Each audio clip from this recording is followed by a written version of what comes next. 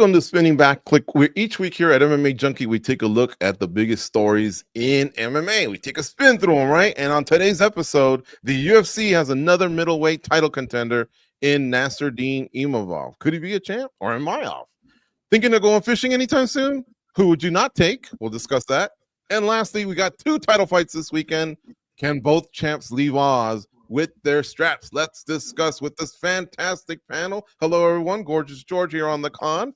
Look at who we have for you today. Goes is back from MMA Junkie Radio, my sidekick for the last 18 years. Dan Tom, our fight analyst. He used to listen to our show, and he broke down fights so well that we brought him into the fold. And Danny Segura, our SBC coordinator, also killing it over there at Hablamos MMA. Check it out on YouTube. Cold Coffee is going to be on the ones and twos. Let's get going. So, man, what an impressive win for Nassourdine Imavov. This is the type of fight any title, rising title contender dreams of. No? I mean, a former champ for you to get over while you have a streak and no controversies. The finish. I want your guys' reaction. Let's start with Goes. We missed you, Goes. You haven't been back in a couple of weeks. What did you think, man, when all this went down in Riyadh, Saudi Arabia? I think missing me was probably a little bit of an overreaction, George, but that's where I was at, having fun with Simon Simano. Check out that episode. Look, I've been saying this. I've been watching all this reaction to this fight, and look, I see a lot of people saying Adesanya is done. He's washed. I just think Imavov was a good fighter, man. I think he honestly had a very good performance. I thought Izzy wasn't doing so bad up until what happened, right? So I kind of disagree to a certain extent with what a lot of people are saying. Has he lost a step? Yes, a tad. But can a tad make a difference in a division like this? Yes, it can, especially when everybody else is taking a step forward, right? We saw something like this happen with Anderson Silva in his career. Look, I honestly thought he didn't look too bad up until that moment. And that moment kind of reminded me a little bit of what happened to Jamal Hill, right? The little pause in the action. And then it was just a perfectly timed right hand. Great B-roll from Cold Coffee right there. But going forward, like, what a statement win for Imavov. Like, that guy can do so much now moving forward. I think it was just kind of his statement fight.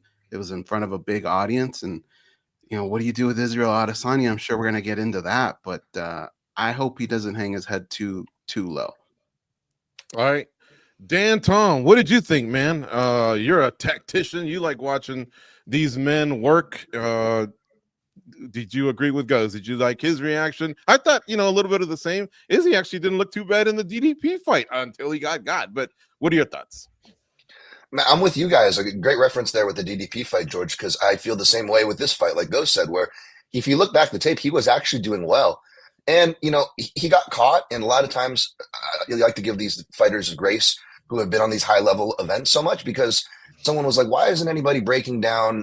They replied to my clip showing all the times Adesanya got rocked. It was when he was switching to southpaw. And more important, the common thread was when he was switching stances, which we saw here. And so it's hard to say someone got old when that's been happening to Izzy all the way back since his kickboxing days to his second fight with Poatan, right? These kind of moments. And also, again, these fighters are fighting on the high level so much. You get to see their patterns, right? You always hear, did someone finally figure them out? Well, that usually happens when you had as many 5-round main events at a high level like Adesanya has, right? So I don't think anybody should be, throwing dirt on his grave. But how about praising the new contender instead of Imavov, who came out of the gate with a lot of heat? He got a lot of that Dagestani love that fight fans now are almost kind of fetishizing. Like you have the beer, they're just like, oh, they're too messy. They want to throw their mortgage on you, But so he had a lot of that hype, and then it kind of went down with the MMA Factory deal. We saw a lot of their fighters struggle, right? And he left MMA Factory, and now Imavov's doing great. And even before I was fully bought into Imavov, I thought that he is actually the one fighter that can give trouble to the current champ who we'll be talking about in this program later, DDP. So a contender on the lookout in Imavov, folks. I like that tease. All right. I'm anxious to hear what you have to say if they meet up in a crowded middleweight division. Let's go to Danny Segura. What was your reaction, man, over what happened? Were there a little bit of tears because one of the greats has fallen, or were you more happy for the young guy on the come up?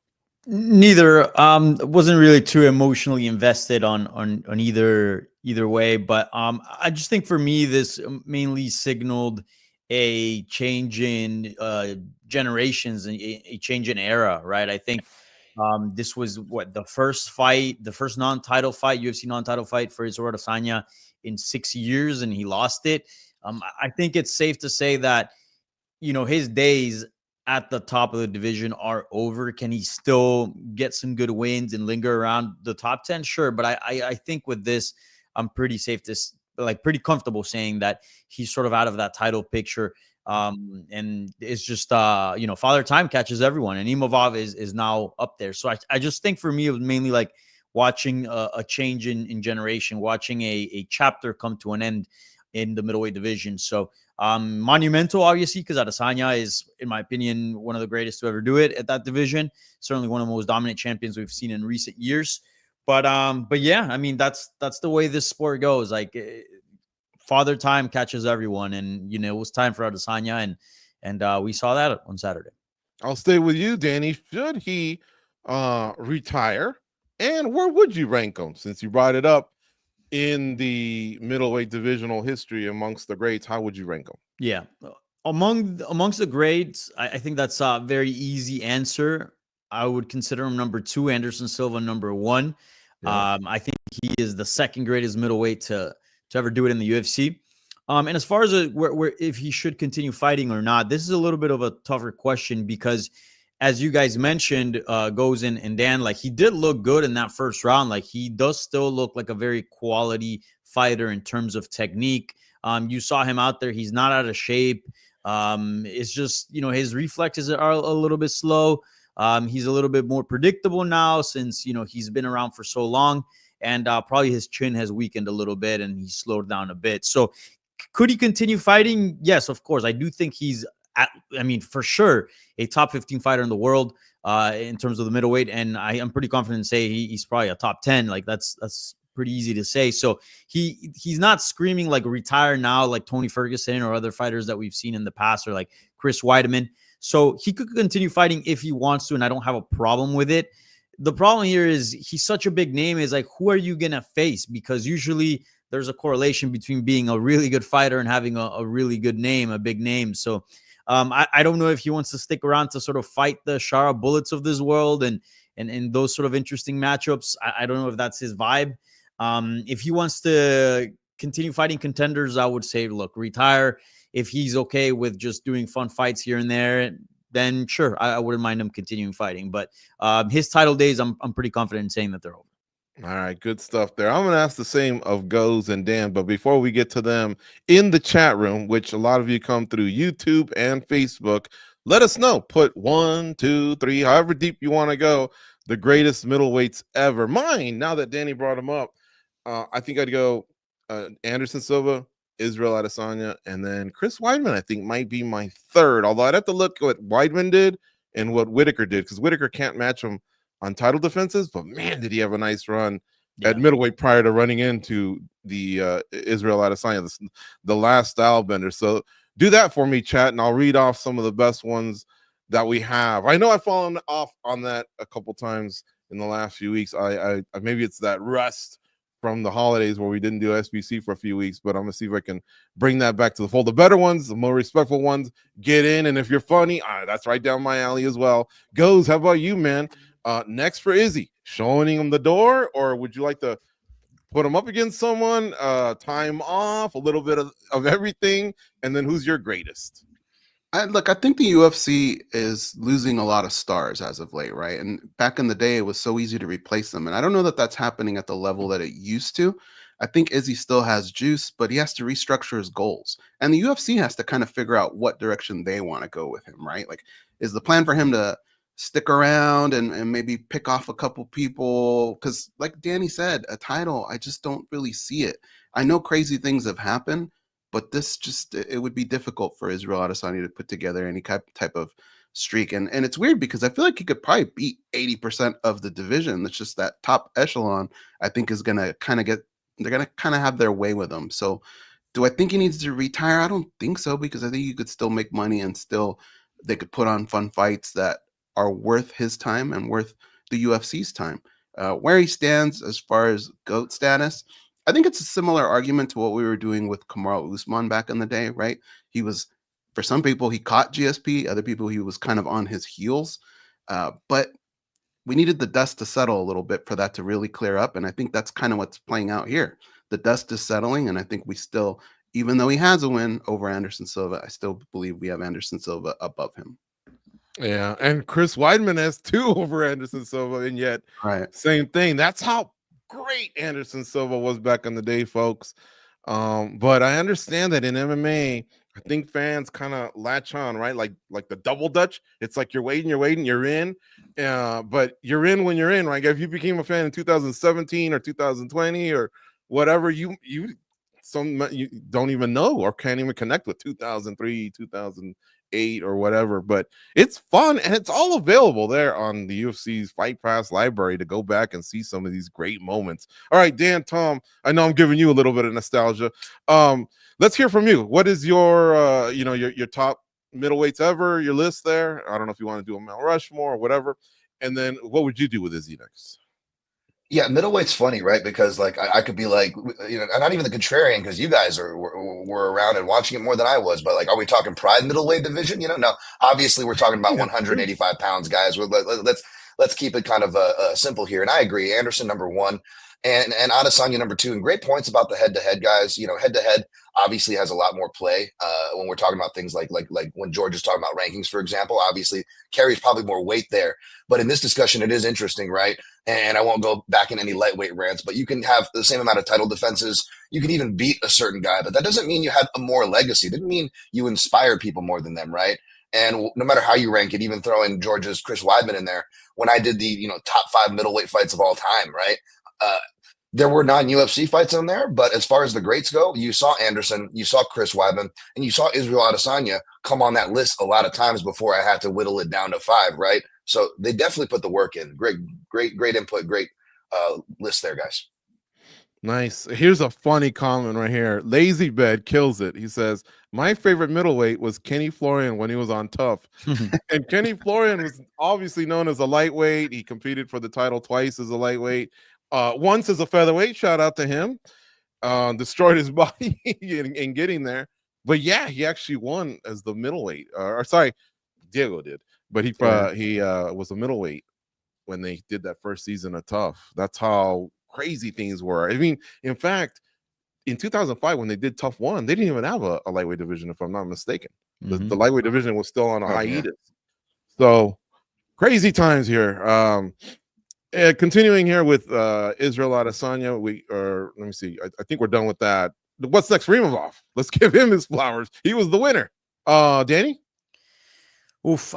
Yeah, I think in normal circumstances, he would actually be next to fight for the title. But given there's a little bit of a queue at 185 pounds, and we do have a title fight pending here, and we'll talk about that in a few minutes at UFC 312.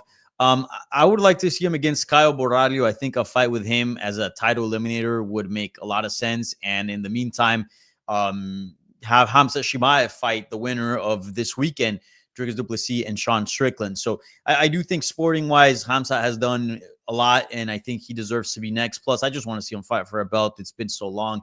And Imavov has definitely done a lot, and knocking out Adesanya is huge. So I think him earning himself a title eliminator opportunity against Borralho, I think that makes sense a lot. A little bit of a jog lamb a little bit in the middleweight division, but I think that's what makes the most sense. Right now, I think he's looking good. Great knockout over Adesanya, but I just wouldn't feel comfortable putting him over Khamzat Chimaev at this point. Tarzan in the chat says Imavov should fight loser of DDP versus Strickland or Robert Whittaker. Those are big names, Tarzan, but usually the UFC likes to match them winners versus winners, meaning coming off their last fight. Sometimes someone on the way down will do that, which is what we had with Izzy, right? He's taking a few L's and he fought Imavov, but I see Imavov probably facing somebody that's coming off a win, and that's why Danny, I think, brought up Borralho. Turg had something similar to say, Whittaker or Borralho for Imavov. What does Goes have to say? Yeah, I kind of agree with what Danny said. I mean, I think the guy is a legit title contender. I think he's going to be around for some while. You got to see how that top kind of shapes up, though, right? Like, he's already fought Strickland, right? He'd be a fresh matchup for DDP. But I think what he has to do on his part, there's not so much he can do. He already fought. He made a statement there. But what he does need to do is figure out a way to be relevant, because what happens is when he's fighting, we're excited. We get to watch him fight. He does his thing, but then he just kind of goes away.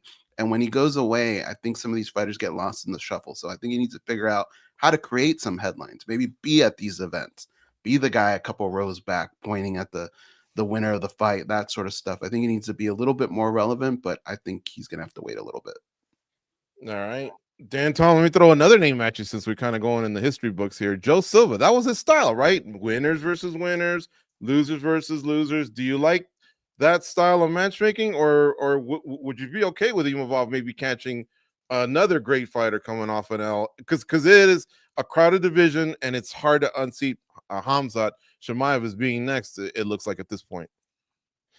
It is tough, and I'll bounce off of Goz's point that I do think he needs to make some noise, even though I'm not the biggest, social media, talking fan, but like he kind of has to do that stuff to kind of make sure he stays relevant. Because if you look at the placement right now, the most sensible thing is, I think, what Danny said. But regardless if you like that or not, or regardless of what name you like, I think the key point is if they do Khamzat versus Duplessis Strickland winner, we don't have to worry about visas as much right now, right? From what Dana White said, and if you kind of read the political cards at play, but that doesn't change the fact that Chimaev has traditionally had trouble, with his health in general, making it to fight day. So I would like Imavov either as a backup or do the UFC. They don't really do backups these days for whatever reason. Like they don't even care to book those. The matchmaking has just been awful. But book Imavov on the same card. I mean, we know that like the matchmakers have a fetish. Same with Dana White. I was on here. Oh, you guys are gonna have your minds blown. I got these things called middleweights and rematches. Making my Dana White jokes. Look at what we're getting. Just constant rematches, constant middleweights. But yeah, like you do that version where you book the 185 fight with Imavov on the same card as that title fight. Because again, as we'll get to with this fight, it doesn't matter if it's a pay-per-view that could use help. Nothing will stop. Not even God himself can stop the matchmakers of Dana White from force feeding us these big men on main cards when all the fun action fights and even more sometimes relevant fights are stuck on the prelims. So anyway, sorry, rant, but yeah, Imavov, book him on the same card as a title fight. It's probably the best you can do for him right now. I like it. And I'm going to throw some love to Fluffy Hernandez, who impresses in many ways. He's just tough and relentless, and he does have a fight coming up against Brendan Allen in February.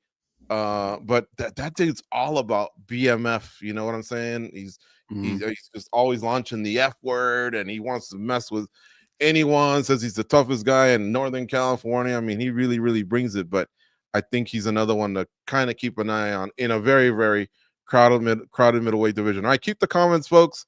I'm taking a look here. Crazy Pato, I thought for a second they said something else. Says Khamzat versus Sean, DDP winner, and Imavov versus the loser. Well, in the one thing I see about that, Crazy Pato, is the loser is a former champ, whoever it winds up being, and we'll get to that in one of our upcoming topics. So maybe that has some life. Hey, listen, if you guys can do me a favor, hit the like button as well as we continue here. It's a 1 hour show. It's live every Monday, noon Eastern, 9 a.m. Pacific. And I chop it up with my colleagues here, talking about all the latest news, all the latest results, and everything that's upcoming. So again, the like button means a lot to me. And hit the subscribe button. What we're doing here is free. I sounded like Daffy Duck there for a second. I don't know what's wrong with my verbiage, but anyway.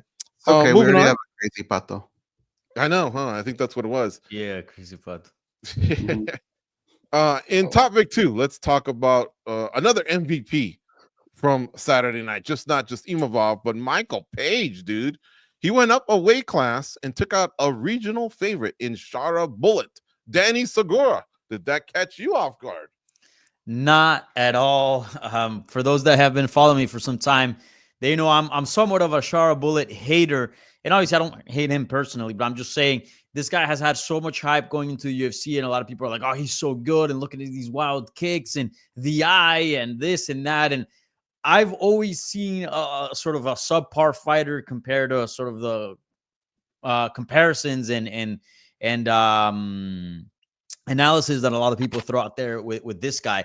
I knew this was going to be an upset. I go back on the MMA Junkie staff picks. I picked Michael Page. He was just the better, more technical fighter, the more experienced fighter. Actually looked like a decent middleweight. I was actually very surprised about that. He looked like a good size against Sharabula, and Sharabula's not small for 185. I had him winning. This was my big underdog pick for the week, and he delivered. And the fight played out exactly as I saw, or as I thought it would. So no, not surprised one bit. I saw this coming. Yes, that's right. I'll take the victory lap over here. All right. Goes, how about you, man? MVP going up the middleweight, doing his thing. How about that? Yeah, body wise, he looked like that's where he could maybe cut his teeth for a while. But this one's like a little tough for me, guys, because on the one hand, when you have Michael Venom Page, you have a guy who's responsible for some of the most gnarliest finishes in mixed martial arts. But you also have a guy who's been responsible for a stinker or two, right? I think this weekend he did probably what he needed to do to get the win. Like Danny said, man, Sharp Bullet, he was shooting blanks this weekend. That was not he made zero adjustments in that fight. It's definitely something where he needs to go back and figure out what he needs to do tactically in these fights. I know Michael Venom Page is a hard guy to figure out, very difficult to catch sometimes, but it's happened before. Guys have figured out plan Bs, and he just didn't really have that one. So now it's up to the UFC to kind of figure out what you have with Michael Venom Page, because when they brought him in, I think he had a role, and I don't know that that's going the way that the UFC had hoped. Dang, that dude oozes charisma, you know that? Like, they really got themselves a star. I wish he wasn't in his upper 30s and this was MVP of like 5-10 years ago, but that guy really knows how to connect with the audience and the camera. And Danny, man, you opened a can of worms. The chat room's all over me here. You brought up the staff picks, so they're actually wondering who's in the lead right now. The staff picks. I'll tell you guys, we don't have too much time to waste on it, but it's I'm 11-5, so I'm in first place, and then Nolan and Matt Erickson are in second. They're tied for second at 10-6. So thanks a lot, Danny. I didn't really want to sidetrack there, but they were just badgering me left and right. Dan, Tom, how about you, man? What do you got to say about Michael Venom Page and his performance on Saturday? Oh man, I love MVP. You could argue that he should be 3-0 in the UFC across two different divisions if we were scoring correctly, or as correctly as they're saying, and going damage. But every once in a while, they like to give like 2009-esque decisions. Not that that was it. It was a close fight with Ian Gary, but Michael Page arguably won that fight.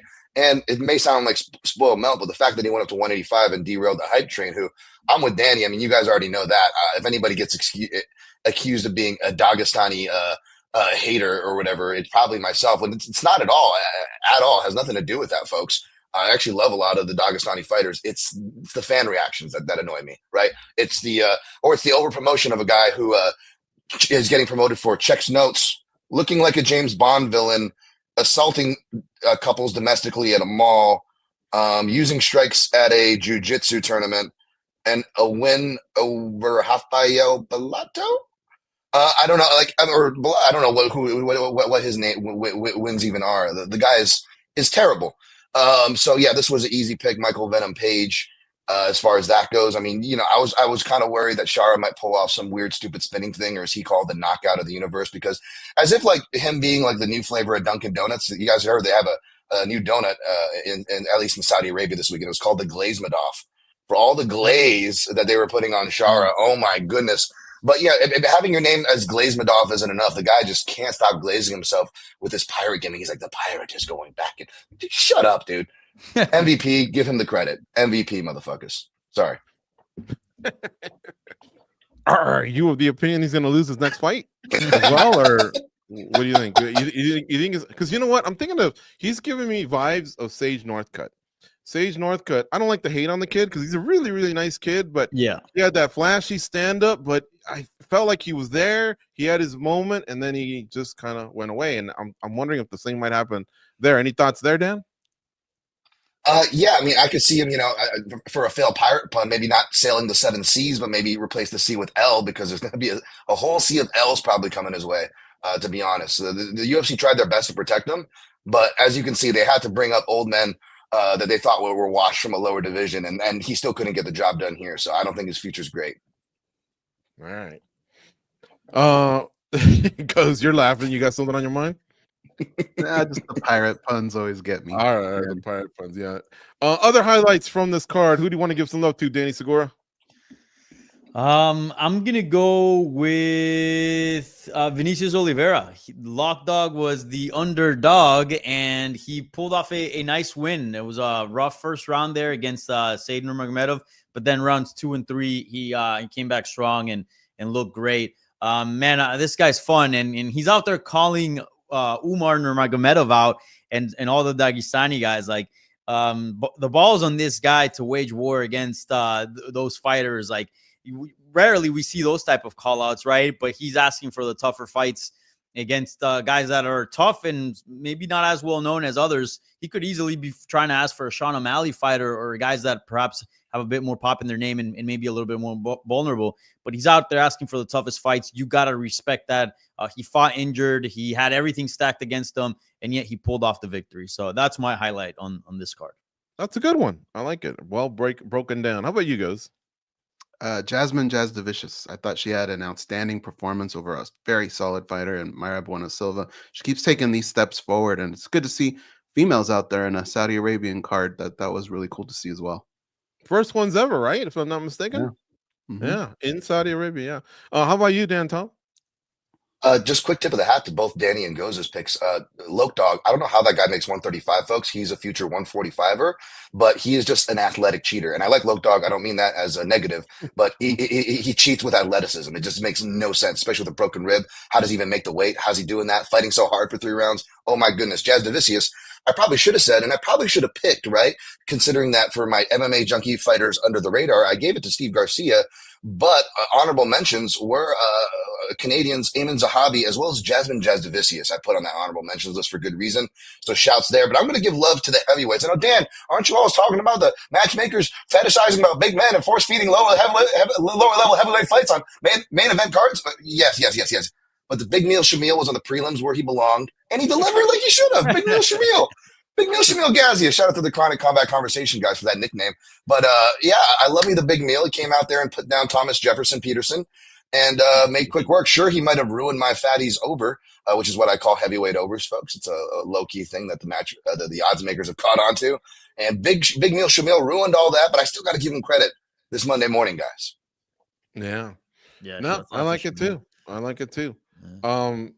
And guys, I may have goofed here a little bit. So we're already talking about these highlights, right? From the rest of the card, and I missed Pavlovich. So we're kind of running a little short on time. I'm just gonna give him a little bit of love. And if you guys want to chime in, go ahead. But Farazam and Mike Davis had a great fight, and that's who I was originally gonna say. But I think as Dan was talking about heavyweights, I looked over and Mark England is talking about Pavlovich and Rosenstruck. All right, for sure, that fight sucked.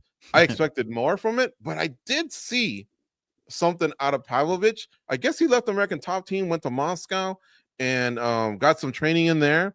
But he looked a little leaner. And honestly, to come back from losses is not easy, especially against a savvy veteran like Rosenstruck. But I don't know what's wrong with Rosenstruck. Like, he literally showed up waiting to counter, and when the other guy's not doing anything, he still wasn't leading the dance. And I think Pavlovich was doing a little bit of the same, but he realized, well, someone's got to win these 3 5-minute fights is what they are. So you got to win the first one, right? The first 5 minutes is almost up. Someone's got to get the 10-9. You got to go out there and grab it. And they're just standing there. And I think it was Mark Smith's telling them, come on, guys, we need something. They're booing, and they're still not responding. And I'm just thinking, you guys are some of the biggest men on this planet, and you have 4-ounce gloves, and this is what you get paid to do. And it's such a huge disappointment when the big guys don't deliver. But Pavlovich, when he was able to sneak in there, he did. And he got some good shots in on Jairzinho. And I think he would have looked even better if he had a competent dancer. So shout out to him, and shout out to Farazam for his win as well. Those were the ones, I guess, that I wanted to give a little bit of love to. I think Pavlovich can make another run, by the way, is my closing statement. All right, guys. So yes, I joked about it, right? Who would you not go fishing with? I didn't even know how to present this topic. It's news, and at Junkie, we cover all the news, all right? And we'll give you all the facts. Simon Simano had a nice opinion piece on it, but honestly, what else can you say that hasn't been said? It was disgusting what Bryce Mitchell said in the first episode of his podcast. I want to steal something from what Goes was saying. I can't remember if it was just him and I or whatever, but he's like, who looks at the rundown sheet and goes, yeah, we're going to knock this one out of the park. I mean, yeah, it's just, it's gross what he said. In the history of the world, it's one of the grossest moments what happened to the Jewish people by the Nazis. And I'm glad Dana got out in front of it and said what he said. He was disgusted as well as president of the UFC, him personally, and representing the UFC. In the end, I think, though, what everyone wanted to know was, well, what you going to do about it? And he is not going to do anything about it because in the last few years, he's been giving fighters the ability to say anything they want, calling it free speech. Now, that wasn't always what Dana White did, right? And so we can reference past references from times when he had enough with a fighter and they were done, and he would either quote you the code of conduct or just tell you, I'm president and I call the shots, right? Because it's his company. As he said, it's a privilege to fight here in the UFC, but something's changed.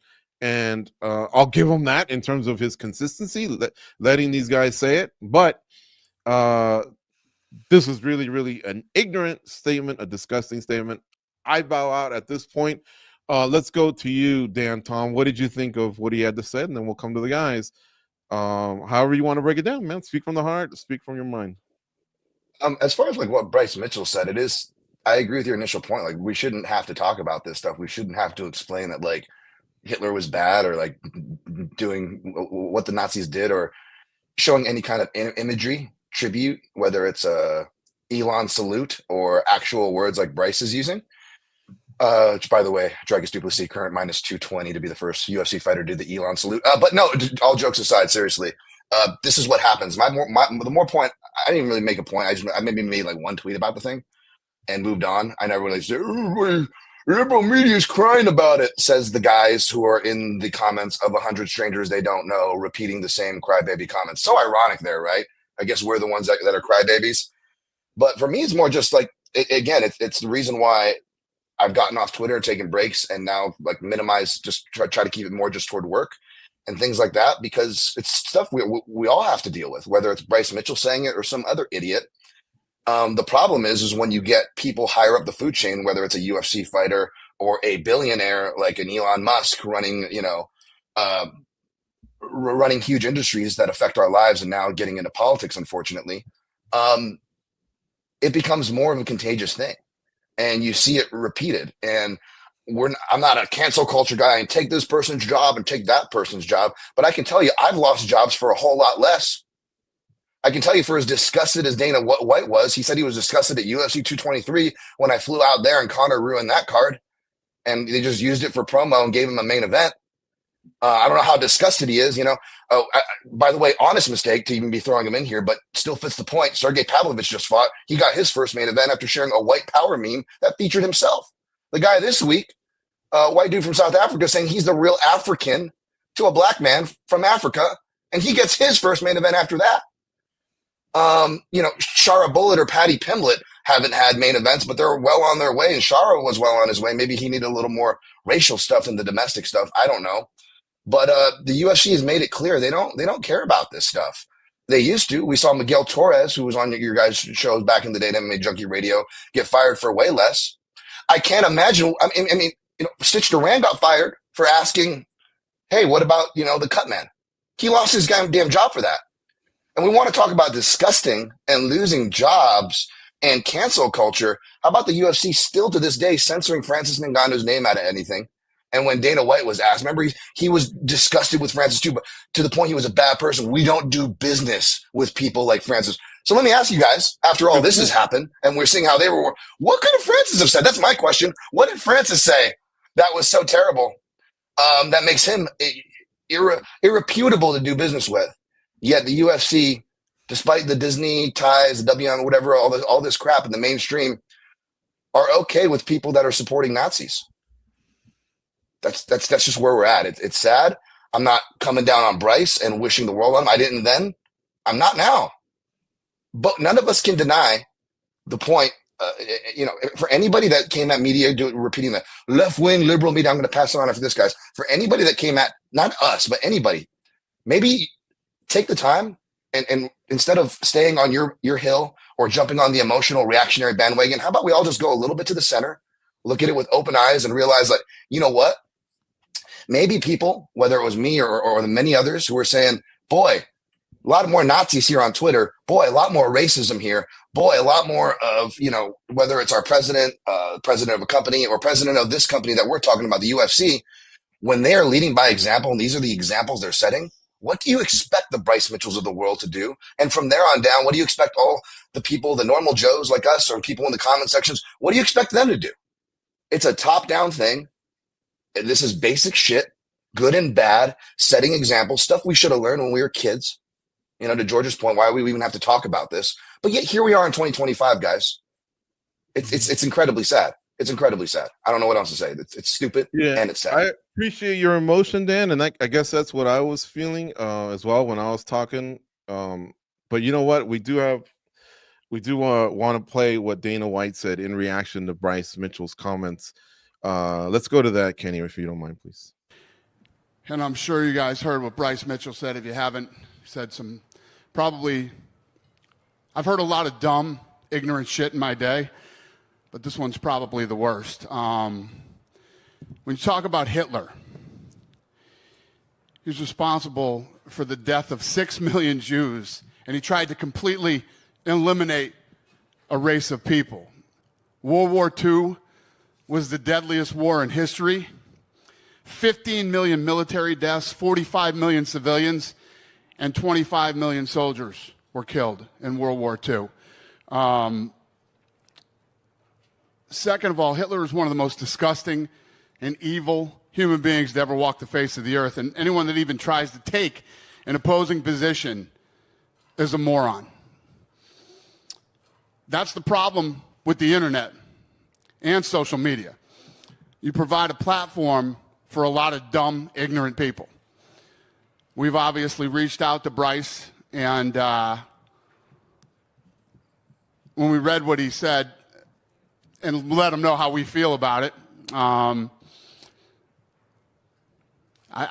we're beyond disgusted. So for those of you that don't know what's going on, good, you're lucky. For those of you that do, that's what I have to say about it. Who's got the first question? Hey, Dana. Hey. It's obviously not a fun topic to talk about, the Bryce stuff. I think that's a great statement that you just gave. Does Bryce Mitchell face a punishment from the UFC for saying That's what everybody wants to hear about punishments. Free speech. I don't have to love it. You don't have to love it. I agree with that, the free speech sentiment. Is there a concern, though, right, if he goes out and wins a fight and gets a mic? Well, that's the beautiful thing about this business. For all of you that hate Bryce Mitchell, you get to see him hopefully get his ass whooped on global television. I mean, what do you want me to say about it? You know where I am with free speech? We're disgusted by it. I think he's probably one of the dumbest, literally one of the dumbest human beings. Let's not forget that this is a guy who took a drill through his nutsack, then had to reverse it and put the drill back out of his. That's the level of stupid that we're talking about here. And I could probably go on for 10 minutes talking about how dumb Bryce Mitchell is. But guess what? Bryce Mitchell has a podcast. I believe this was episode 1. What a way to start. But that's the world that we live in now. Dumb people who are really stupid and really ignorant can have a voice. We don't have to agree with it. We don't have to like it. I'm giving you mine and the UFC's position on what he had to say. And this is no different than things that I've said about Strickland, But I will say this. Out of all the dumb, ignorant shit I've heard in my life, this has to be the dumbest and most ignorant. Last thing from me on this. When you spoke to Bryce about it and said, this is disgusting, did he have any sort of I was just talking, or did he walk it back at all? His thing was, I'm sorry if I put you guys in any position, and, But not sorry for saying. He's stupid. He's dumb. You can't fix dumb people. You know what I mean? When you have somebody that's really really stupid, and that's who we're talking about here, what do you do? How do you talk sense to a dummy? You don't. Danny, I don't know about you, man, but in my circle, if someone's acting in a disgusting way and I consider them stupid, they're no longer in my circle. But I'm not running a multi-billion-dollar business. Let's hear your reaction. Yeah, I mean, I don't want to say too much about Bryce Mitchell's comments because I think it's pretty obvious where we all stand on it. It's literally impossible to make to say anything different than what Dan Tom said minutes ago. But I think mostly like what I'm curious about and what I was sort of fascinated by was sort of the UFC's response. Like I get coming out and saying, look, this is disgusting, we don't agree with it, whatever. It's good to distance yourself from it, but you're still in business with this guy, right? And he's saying, oh yeah, free speech. And like, yeah, free speech very much holds. Like he can say those things and he won't have the government come down on him and censor him and put him in prison or whatever. Like he can say whatever he wants. But just as you have free speech, you're also free to not do business with this guy. And as Dan Tom said, they chose to not do business with Francis Ngannou because he's a shitty person, in quotes. They chose to not do business with Mohamed Mokaev, because he's difficult to work with. These are not people that they want to sort of align themselves with. You want to align yourself with Bryce Mitchell after what he said?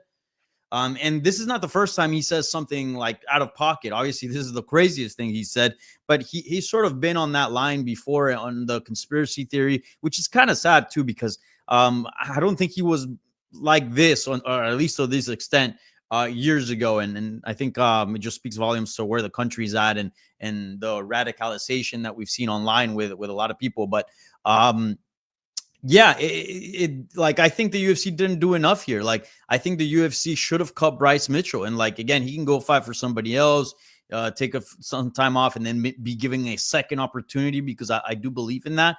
But what kind of message are you saying? Like if you don't get cut and if you don't lose your employment for saying pro Hitler comments, like I mean, how much farther can you go? Like what can you say and still be good with the UFC, right? Like this is pretty bizarre. So yeah, I'm sort of puzzled by the UFC's stance on this. They've thrown fighters under the bus for much less, as you mentioned, the Miguel Torres stuff, when he made a joke about a rape joke, which is obviously not cool, but nothing comes close to what not even close to what Bryce Mitchell's saying here.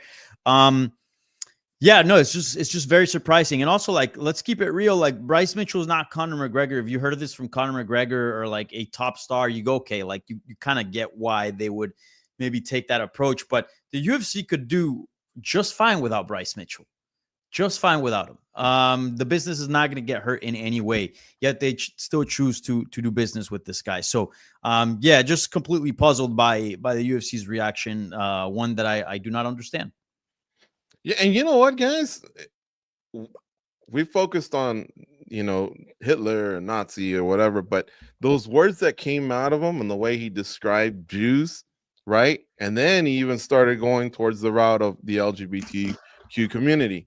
Man, when you come from like a hate spot like that, like seriously, again, it's a privilege to fight for the UFC. Dana White said it many times. You can always part ways with someone. Hopefully they show you that they've learned their lesson and can come back and don't just give you this. Let me read you this apology. I'm sorry I sounded insensitive. I definitely was not trying to offend anybody, but I know I did. I know that a lot of people died in the Holocaust, and that's a fact. Hitler did a lot of evil things, and I think we can all agree on that. I'm definitely not a Nazi and definitely do not condone any of the evil things Hitler did. This guy's been around some of the gyms here in Vegas. Some of the guys I know and respect say he's a good trainer, or he trains well. He's a good person. So I don't believe, I think he's ignorant. All right. And but the thing is, when you do an apology like this, how is it that one day you want to go fishing with the guy and then you're stating this 180-degree turn? He did a lot of evil things, so like even the apology, I guess, seems kind of like, oh God, I gotta say something, and it all seems kind of like so insincere. But I'm Oh man, just a lot of disappointment from my end. I've watched a lot of sports in my life, and I respect a lot of the different sports leagues franchises that I've seen where they say, you know what, that's just not the type of person we want wearing NFL gear, right, or UFC gear, because. And here's another thing: when does it stop? 24 hours later, we'll get to what McGregor said. But Goes, let me give you a chance here to say what you got to say. Like Dan and Danny said, the comments themselves are horrific, and I don't think I need to spend too much time on that part of it. As far as what Dana White came out and said, I'll be honest. Look, Dana White's job's probably a nightmare, and I get that. But I'm going to start off with a couple good things that he did. I know a lot of times I shit on him personally, but remember the Conor McGregor blow up, right? Where he did that at the press conference. I think he may have learned a lesson or two from that, because I like that he brought this up himself. I thought it's a big matter. It's something that he needed to address, and he had to show the importance of that. And I applaud him from doing that. I like that he went all in on Bryce Mitchell. What he said was very warranted. Bryce said some horrific things, and I think Dana took it to him. And I think that's what you have to do. You have to remember that the things that you say carry a lot of weight, right? Not just on yourself, your company, your family, your friends, the people around you, right? Like, you have to be aware of that. I love that Dana White did all that, and he pushed them on that. But then we get into that gray area, right? Like, if there's no line, like Dan said, if there's no line, people are just going to keep pushing it and keep pushing it. And I think that's why we keep pushing that there needs to be something there that fighters can go off of, where everybody is equal here. And the dumb stuff that happens, because our sport over and over, these are topics that keep happening from week to week. Somebody does something stupid and they just have to wait a week or two before the next guy does it, right? And I get it. Freedom of speech, our country was built off of that, right? But freedom of speech doesn't mean that you have freedom from repercussions. And a lot of bad things come from this. It makes our sport look really bad. It made him look really dumb. And the UFC is in this position where, what do we do going forward, right? Like, I'll tell you one thing, man. Like, I'm proud of everybody on this panel. I'm proud of all of the things you guys said. I'm proud to call you guys my colleagues. It goes back to something that we were told as kids. If you guys don't know, George and I are brothers, but tell me who your friends are, and I'll tell you who you are, right? If you're not going to like what Bryce Mitchell said, you're not going to condone his comments, all of that stuff, that's great. But if you're going to turn around and make money off the same guy that you just clowned, well, what does that say about you, right? You have to be aware of the people you're in business with. And I think at some point the UFC has to look at what they're doing here, look at Bryce Mitchell and just say, you know what? He just doesn't fit the mold of what we think a professional fighter should be in our organization, and we have to cut ties. I think something has to be done. I don't think it's something that we can just lean back on and say freedom of speech. All right. I got it. Good stuff, Goes. All of you. McGregor, 24 hours later, said some stuff towards Khabib. And frankly, I'm losing interest in all this, but I'm going to say it. His quote was 15 minutes. I done Aldo, 15 seconds. Show your wife N-word. Show your kids N-word. Cousin, fucking mother. So he goes at Khabib. Obviously, these guys have had beef. I know some of you are going to say it wasn't the N-word. It was the other version of the N-word. All right, whatever. I'm just not going to say it. But again, it's him trudging that line because the UFC hasn't established the line. They did a long time ago, but lately this whole freedom of speech thing, it allows for this to happen. So I don't know. I'm just gonna move on, honestly, because I think we all in agreement. There's ways to build up a fight without going through all this. In fact, those two already fought, and Khabib already retired. So, McGregor, like, seriously, dude, enjoy your riches and go build your businesses or whatever, but get over that loss. You had a chance, and you came up short that night. You got to accept it. That's all I can say about that, man. Hey, I got just real quick. Can I do a palate cleanser real quick? Just the palate cleanse. I did appreciate Dana White like starting off the speech though. Like Go said, he did, to his credit, he did go right into it. But because he's so like auto programmed, did you guys notice like he almost went into it like he was reading the gates? He's like, en route to taking Poland, Germany broke 3 gates in 1942. Like, I felt like he was reading gate reports like for a second. I'm like, what is this? What's going on? That's That was weird. All right. Hitler broke 5 records, none of them good. Like, what is he? Sorry. We have some fights this weekend, and Goes and I will be hosting a watch along on Saturday night for UFC 312. Quick note on this particular watch along, we will be starting at 10 p.m. Eastern, 7 p.m. Pacific. So we won't be there for the prelims unless we have a chance maybe to get there a little bit early, but we're going to schedule to just be with you for the 5 fights of the pay-per-view. So now we've been doing this for a while now, and there's a pattern, and that's why I'm giving you guys as much heads up notice as we can. And we have 2 title fights. It's very top heavy, not gonna lie. But let's cover it, right? We got Dricus du Plessis versus Sean Strickland. You feeling the buzz? Danny Segura, tell me that. Tell me how you grade this going in on paper. We haven't seen the fights yet, right? And what's your early prediction? I got to get 3 things out of you here because we're running a little bit behind. Not feeling the buzz at all. And I'll give this pay-per-view a 7 out of 10. I think it's fairly poor. I think there's a lot in the main and co-main event, but beyond that, it's looks pretty slim. And you asked for my early prediction? Yes. For what? Both or one? For the main event. Okay, and for the main event, I'm going to go with Dricus du Plessis. I think he's just proven to be sort of the better fighter over the span of the last couple of years, beating Whitaker, beating Adesanya, beating Strickland. He's a very good guy. He's a very, very skilled guy. I think Strickland can give him a tough fight, but I'm going with the champion again. Okay. How about you guys? All 3 questions, if you don't mind, please. We're doing a little bit of catch up here. Are you feeling the buzz? What kind of a grade would you get? And who's your early lean? Well, it's super top heavy, right? So grade going in, I'll give it a B just because the top 2 fights are fights that I do want to see.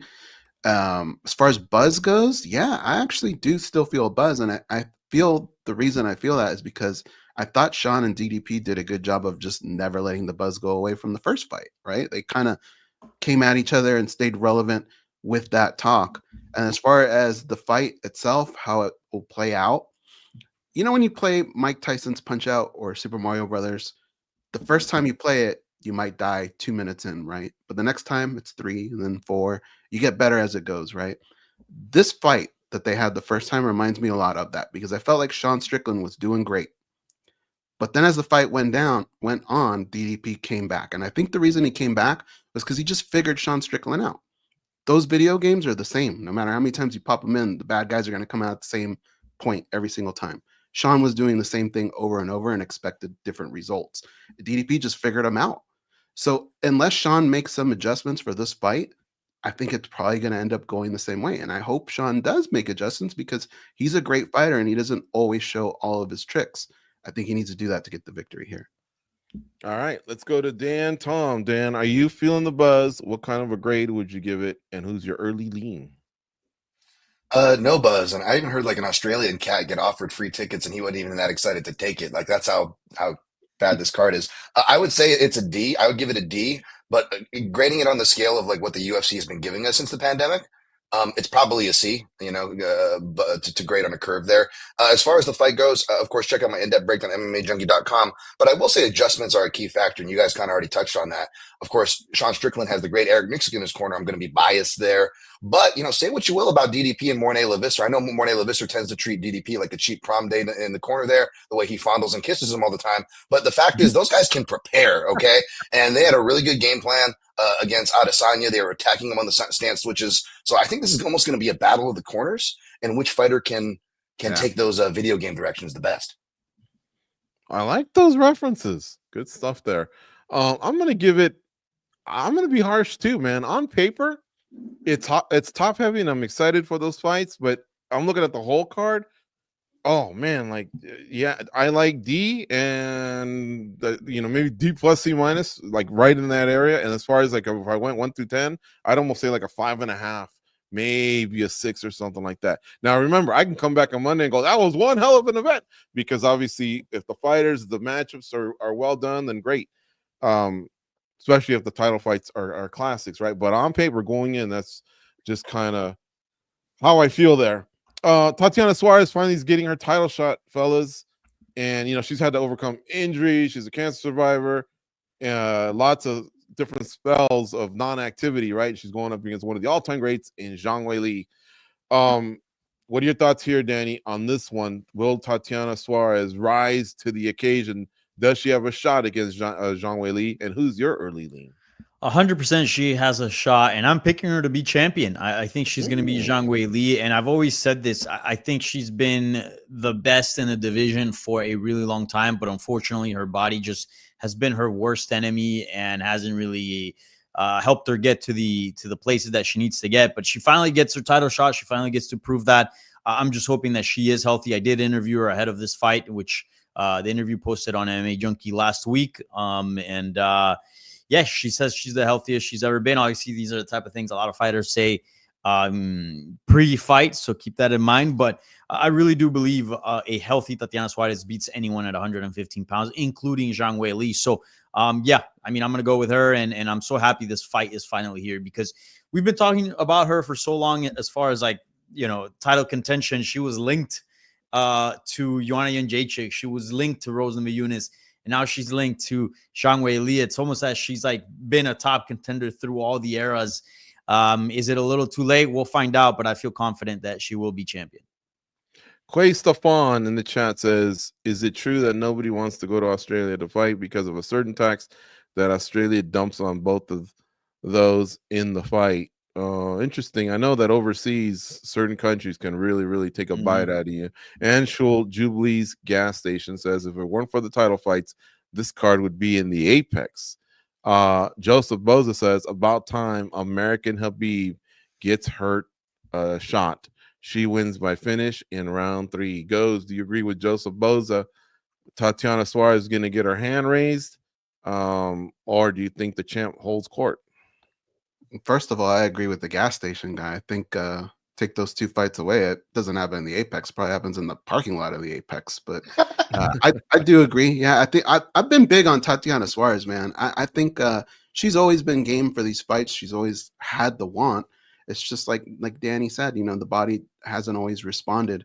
But now it is. It's firing on all cylinders, and I think it's a great fight. I think she gets it done too. And I'm curious to see what you two guys are going to say. We're all going to be on board here. Or are we going against Tatiana at some point? Dan Tom, what you got to say? This is tough. This is tough for me because you know I love me some underdogs, and 2 underdogs are 2 challengers are coming from my backyard, my gym, Extreme Couture, and I've seen Tatiana Suarez, you know, getting the work in, which is always a good sign. You know, just seeing them in the gym for fighters that struggle with their health, and you know, Sean's always game to do his thing, so it's going to be tough. Really going to have to tamper down my bias. But she did open as an underdog, plus 172 guys, and the money has been steadily pouring in on her, especially the last week has almost flipped the line now. She's a slight favorite. It's pretty much going to settle at pick'em odds, but it shows you that you guys aren't alone as far as the faith in the American Khabib. I like that. Danny, what about strawweight division? Can this revive it a little bit since the loss of Joanna Jędrzejczyk to retirement, Rose to flyweight, Carla Esparza to motherhood? Yeah, this at some point was the best division in women's MMA. And I think in general, it was just like you could just pick any strawweights and you were going to get a banger fight. That's not the case anymore. It's really lost a lot of its steam. And I feel like it's moved up to 125. But I'm hoping that that Tatiana Suarez, if she does become champion, she can spice things up. Look, I don't want to shit on Zhang Weili. She looks like a lovely person and she's one hell of a fighter. But she just feels so disconnected to this side of the world. There's the language barrier, and also she's not very active. She fights about like once a year, and then in between fights, I just feel like she kind of gets lost. I don't know. I would like to see her a little bit more involved in the division, a little bit more active if she does remain champion, because this division has so much talent, so much potential to be a lot more than what it is. And due to the reasons that I mentioned, lack of title defenses and just being a little bit out of the UFC loop, it just feels like the division kind of just falls flat. And it's a bummer because there's a lot of good fighters out here. So hopefully it picks up. Danny, I agree with everything you said, but I will say when she does light up, she somehow still can get control of the room. She'll learn a couple token English phrases. She'll connect. That's once a year. What hurts? Yeah, that's what hurts her. Was like Poetan knows 0 English, but he's fighting, right? And he's at every event. He's doing. Look, he gave me an interview at Karate Combat, and the dude, it looked tired, but he's still out there doing media. I don't know. It And just- he's cornering Strickland a month before he's got to fight Yeah. Ankalaev. Crazy. Real quick before we get out of here, goes another highlight from this weekend's event. Quick. The man of steel, man, Cody Steele. It's a guy with fighting a guy with one name, Rongzu. Steele's undefeated. Finished his last 4 fights. I mean, who's reffing this? James Gunn? Take my money. I'm in. All right, how about you, Dan Tom? Who do you like from this undercard or some of the fights on the main card? You know, we're talking about the undercard under the main card being bad, but really, the undercard's better than the main card, minus the title fights. They're force feeding us freaking 205 and low level heavyweights on there when we've got fights like Tom Nolan versus Vyacheslav Borisov, amongst other 155 and 145 fights just littered on that undercard that might not have the name value, but for matchups, they will be way more exciting than what the matchmakers are force feeding us on the main card. All right, and Danny Segura, who you got on the way out here? Ghost, who'd you highlight? Sorry. Cody Steele and Rongzu. I'm gonna switch things up here. This is flying super under the radar, but Alexandre Topuria, Ilia Topuria's older brother, is making his UFC debut here. He's only like 5-1, but he fights exactly like his brother. He's got that little boxing stance where he comes in and out, that little hop. The dude's really good. He's always been known to be a guy that in the gym he excels. He's been very inactive as far as like professional fights goes. He's finally in the big leagues. Let's see what he could do. It just seems like from the people that I've talked to close to that camp, Ilia Topuria is a little bit better managing sort of the lights and all that and the fame a little better than Alexandre. But Alexandre, technically speaking, some say he's even better than his brother. So let's see what happens. Let's see what happens this Saturday. Very intrigued by his debut. All right, good stuff. I'm going to keep an eye on the Kong and Brazil fight. But you know what? We got to get on out of here. I thank you all for tuning in to this show every week. If you can hit that like button, I know I say it a lot, but it really means a lot to us. It helps trigger the algorithm so we can get this in front of more eyeballs, right? Hit the subscribe button because this channel provides so much content that if you're a hardcore enough fan that you sit with us watching this live show, you're going to enjoy all the other content that's all the interviews the guys do, the breakdowns the guys do, recaps, everything you can think of, right? I mean, live, the weigh-ins are live on our channel. Post-fight, all the fighters, when they come in and talk to me, it's all live on the channel. It's all there. It's arguably better than some of the channels that are on your cable and satellite systems. So hit the subscribe. I promise you, if you don't like it, it's easy to unsubscribe. All right. It's not like you have to get on with customer service and argue about a 1-year contract. But I guarantee you won't do that. So check that out, please. Do that for me, and I'm telling you, you will be thanking me later. We'll be back next week with another edition of the Spinning Back Clique, where we'll discuss everything from this card and all of the latest news nuggets that are out there. So thanks to the guys. Thank you to Cold Coffee for being on the 1s and 2s today, and Avi Subham for his graphic art, and most of all, you for tuning in. Go out and be a champion. Talk to you soon.